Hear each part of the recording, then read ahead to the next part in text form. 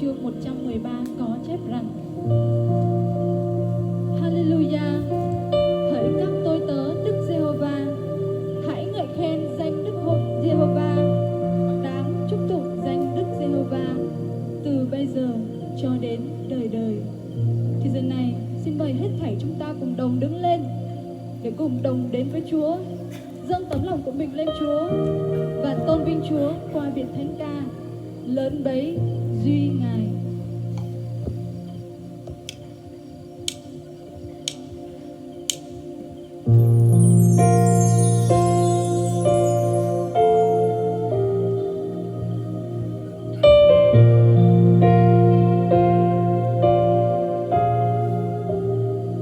Khi xem muôn vật do tay Thiên Chúa sáng tạo chúng, cứu Chúa của tôi, lòng cảm xúc bao kinh sợ.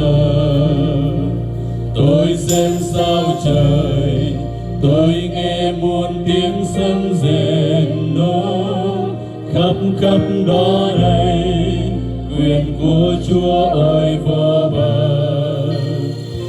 Cuộn gầy khen Chúa, cứu Chúa tôi Đức Chúa Trời, lớn bấy duy Ngài, quyền binh thay Ngài.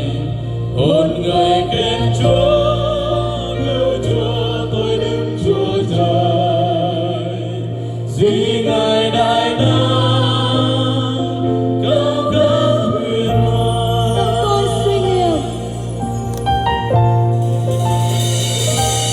Tôi suy niệm cha rơi con giáng thế chịu chết, đã chân thiết con Ngài phó ca cho tôi rồi. Ôi ơn sâu rộng xưa tôi đâu nghĩ